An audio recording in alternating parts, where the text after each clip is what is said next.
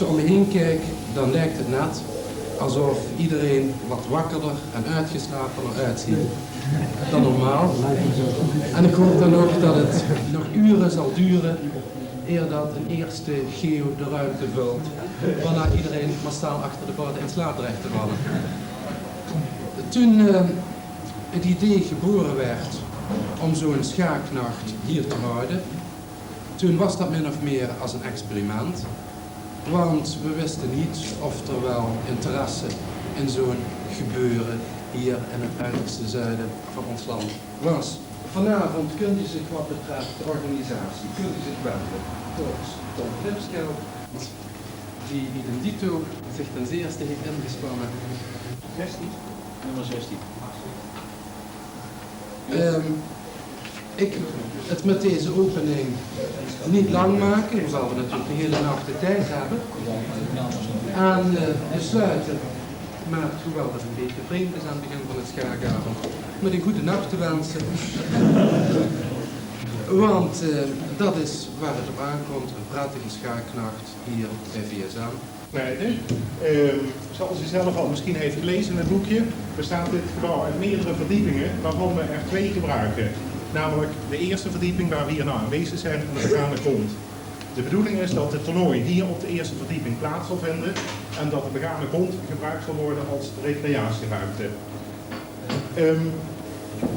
Wat de praktische zaken betreft, verzoek ik u na afloop van de partij, waarvan het speeltempo dus bekend mag zijn, 25 minuten per speler per partij, verzoek ik u na afloop van de partij in de eerste plaats de stukken in de beginstelling op te zetten, kleine moeite. In de tweede plaats verzoek ik u hier aan de wedstrijdtafel de uitslag in te leveren. Verder wil ik u verzoeken om met name wat betreft de klokken niet steeds die klokken op te winden. Het is een ervaring hier en dat zal bij andere schaaktrainingen wel niet veel anders liggen. Tot pakweg 3/4 van al het effect aan de klokken is dat ze te vast zijn opgedraaid. U per se uw partij snelschaken wil afmaken, dan is wel de consequentie dat uw tegenstander het recht heeft om de klok in te drukken. De bedoeling dat men tijdens een ronde hier aan de bar gaat rondhangen. Of anders gezegd, dat is verboden. Als u wilt kletsen of anderszins iets doen wat niet met schaak te maken heeft, kunt u regelen. Het tweede... Enkele dingen die wel bekend worden geacht, maar niet altijd zijn. Er wordt gespeeld volgens het snel schaakreglement van de KNSB. Tegen het aanraken is zetten. Brengt u zo gauw als u uitgespeeld bent de wedstrijdbriefjes naar deze tafel. Dan kunnen wij ze snel verwerken en kunnen we vlotter met de volgende ronde beginnen. Dus nu bekend is de heer Winkels aanwezig. De heer Winkels, wat is uw voorletter? Nummer 66. Dan zal ik proberen iedereen zo snel mogelijk. Tegen Douglas McLagan wordt 11. Guido Rooijakkers tegen M. van Dijk wordt 12. Van Dinteren tegen Mark Schenk wordt 13. Wordt 13 die wordt deze keer daar gespeeld. Om de klok te laten staan zoals het is. Ik was er mee. Maar dan wordt het tegen Assange. Wordt 32 kamers tegen M. En wordt 34.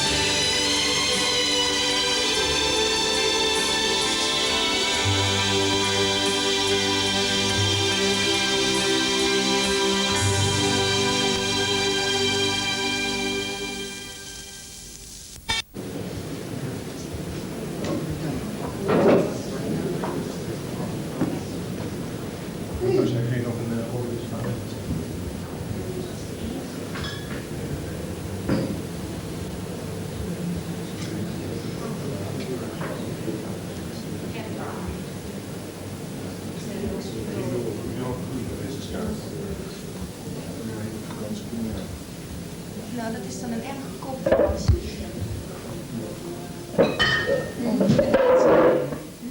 Niks te zeggen. Probleemvrij. Trek gewoon je normale domme gezicht. Ik doe net alsof ik nadenk. Dat meisje wil ook graag op de film.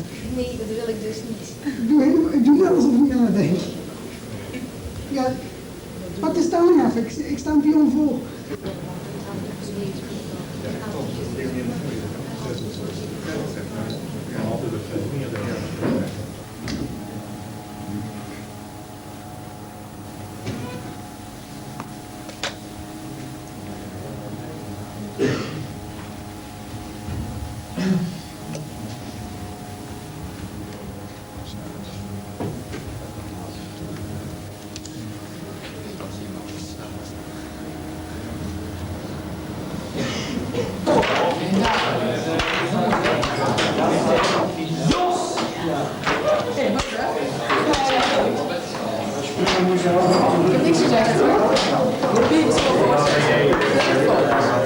Tom, het is nu 9:10 zaterdagmorgen. Hoe voel jij je nu na zo'n hele schaaknacht? Opgelucht. Hoe zou ik u dat nader verklaren? Nou ja, je hebt alles goed voorbereid, maar ja, het is toch afwachten hoe het allemaal uitpakt, wat je van tevoren georganiseerd hebt. En ik geloof dat, ja, op een klein technisch mankement na alles vrij soepel en gladje verlopen is. Welk was het technisch mankement? Ja, ik weet het zelf ook niet. Ik heb te weinig verstand van die dingen. Het schijnt toch een fout gemaakt te zijn met het inbrengen van gegevens. En ja, toen even in de 8e ronde alle gegevens opnieuw moeten inbrengen. Het schijnt tot het bestand vernietigd was of zo. Van de computer? Ja. De hele organisatie, hoe lang ben je er nou mee bezig geweest? Nou, in de eerste plaats ben ik er niet alleen mee bezig geweest. De taken zijn heel duidelijk van tevoren verdeeld. We zijn er toch al alles bij elkaar een paar maanden mee bezig, omdat het gewoon een noodzaak is om bijvoorbeeld opname en schaak in Nederland te krijgen en goedkeuring om op de kalender te staan. Nou, zoals ik zei, de taken die zijn verdeeld. Ik heb me met name met de coördinatie bezig gehouden. Een duur woord voor managen van alles, zeg maar. En tegelijkertijd de controle of de deeltaken goed uitgevoerd worden. En de deeltaken, zijn die volgens jou goed uitgevoerd? Die zijn goed uitgevoerd, ja. Ik dacht dat er weinig aan te merken viel. En je algehele indruk van deze nacht? Hoe is Nou, die? dat hij erg geslaagd is. Frans heb ik horen praten over uitvallers. Als de uitvallers waren, werden die tegen elkaar ingespeeld. Ja. Hoe verklaar je dat er uitvallers zijn? Nou, ik denk, dat is eigenlijk in een rennen en schaaknacht, dat de sfeer toch de mensen gaande houdt om naar door te komen. Ik denk dat dat het belangrijkste reden is dat er geen uitvallers zijn. Tom, dus denk jij voor de eerste keer dat je zo'n hele nacht met meerdere dagen organiseert. Hoe denk je dat het volgend jaar zal zijn? Komt er weer zo'n schaaknacht? Nou, dat is natuurlijk niet alleen aan mij te bepalen, dat is een bestuursbeslissing. Het gaat uiteindelijk om een hoop organisatie, het gaat om een hoop geld wat ermee gemoeid is. En uiteindelijk neemt het bestuur de beslissing, maar ik kan me niet voorstellen dat afgaande op deze vragen die we nou hebben opgedaan, het aantal deelnemers, dat het volgend jaar niet tot een nieuwe schaaknacht zal komen. Ja.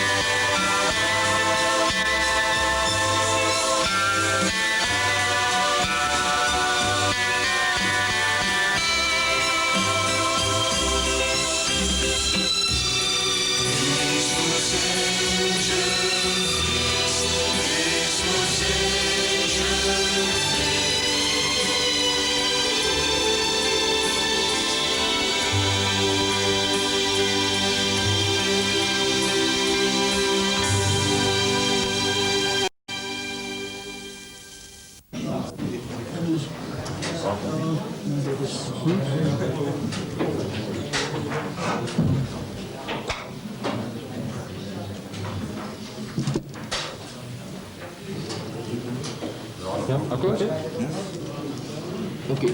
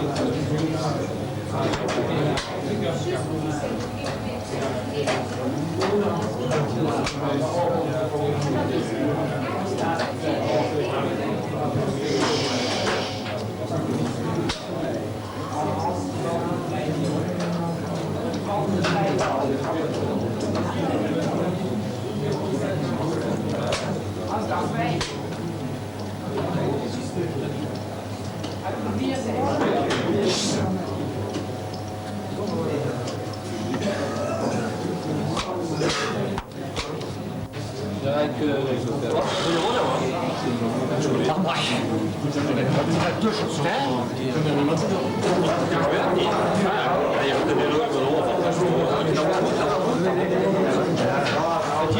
Je komt er met de kwaliteit.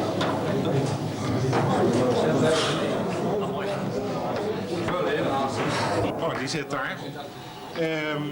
Verder al die mensen die in de kantine gewerkt hebben, het zijn er eigenlijk te veel om op te noemen. Maar toch in het bijzonder dan eigenlijk Annemarie Lufebuur, die niet alleen de hele nacht in de kantine heeft gestaan, maar gisteren ook nog de hele dag in de keuken heeft gewerkt om ons van al die lekkere hapjes te voorzien. Dus ik dacht wel dat het...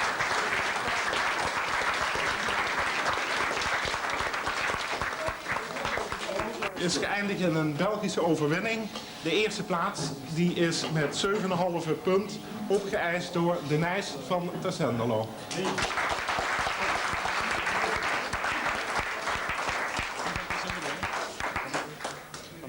Oh ja, nou ik vergis me met de vereniging, maar in elk geval uit het Vlaamse land. De prijs die bestaat uit een beker, het is geen wisselbeker, dus hij mag behouden worden. Maar ik hoop toch dat mochten we het hem volgend jaar weer doen, dat we weer op je komst kunnen rekenen. En uiteraard de geldprijs die eraan verbonden is.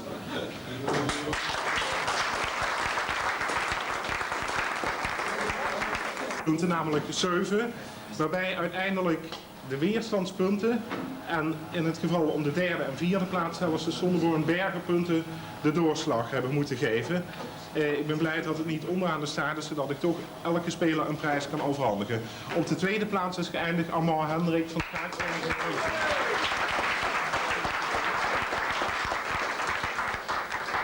En dit is de BKD erbij buurt. Op de derde plaats met evenveel bordpunten, maar met een half weerstandspunt minder, is geëindigd Rob Kaassen van Schaakvereniging Kerk.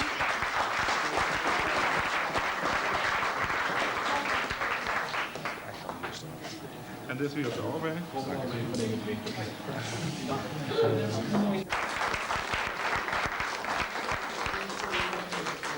Gefeliciteerd, dit is de geldprijs. Het is een Nederlandse gulden. Het is spijtig mogen wisselen. Mooi.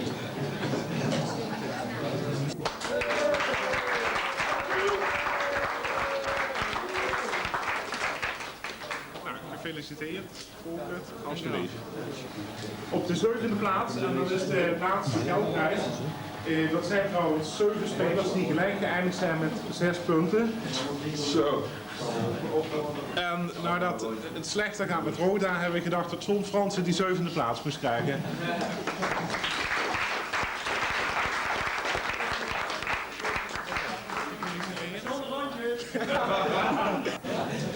Op de 9e plaats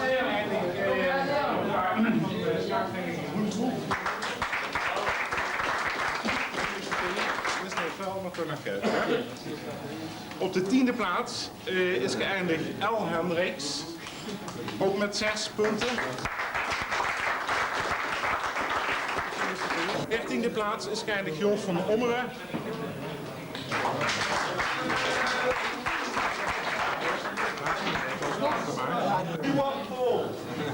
Op de 16e plaats is dan geëindigd Verkoelen. Dat is volgend jaar hier weer. En ik zou zeggen, wel te rusten dadelijk.